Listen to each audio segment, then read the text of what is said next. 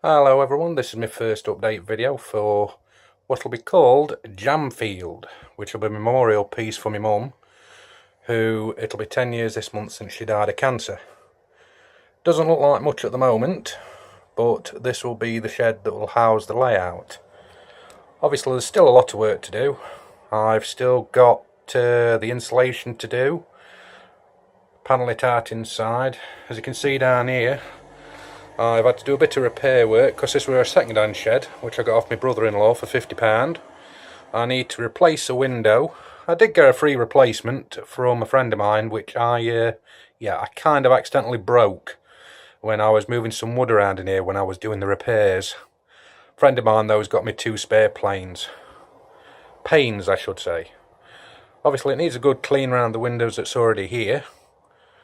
I've had a lot of inspiration for the layout I'm planning from the likes of Everard Junction, I think it's Glebro Junction, Dean Park Station, young Sir Mr Graham Fulston of Lakeside fame, Mitchell Thomas, Luke Towan.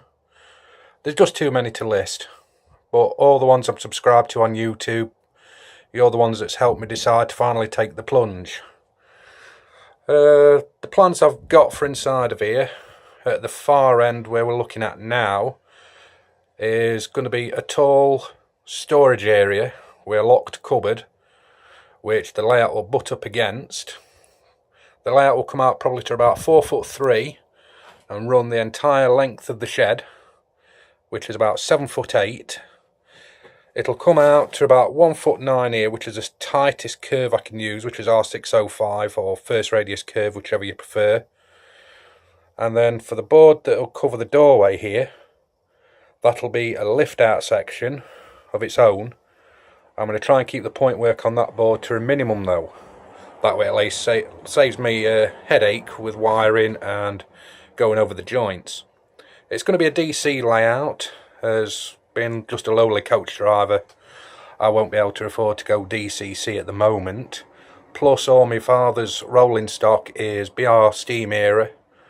It's all analog control DC, mainly Bachmann, Hornby. It's got a bit of mainline, Dapol, that sort of thing. I think he's got one of those Silverlink locomotives as well, with the slightly deeper flanges. They all run pretty well. Main reason for building the layout is so that my dad can run his rolling stock.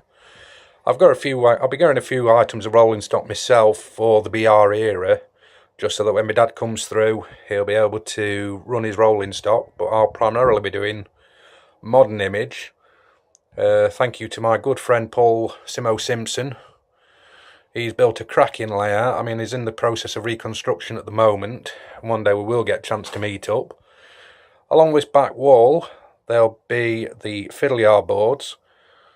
Underneath that, where the mattress is at the moment, there'll be some more storage areas for just general items, which will hopefully have some cupboards that can be locked underneath. Fiddle yard boards on top though will be removable.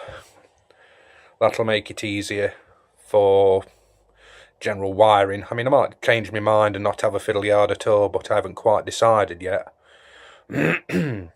Excuse me. Obviously, like I say, I'm thinking of insulating all the inside of the shed. Just needs a coat of protective on the outside as well. I've got the roof refelted and everything. I mean, it's not in brilliant condition, don't get me wrong, but for £50 for an 8x6 shed, you know, like I say, it's cost me about a tenner so far for the materials I needed to do the repair, because before there was a massive gap along this edge here where you can see the replacement piece of 2B1, and yeah, I know there's still a slight gap there and all along the bottom there, but that'll be covered up because it's got a brand new replacement slat on the outside, because it was missing that as well as the bearer along the bottom.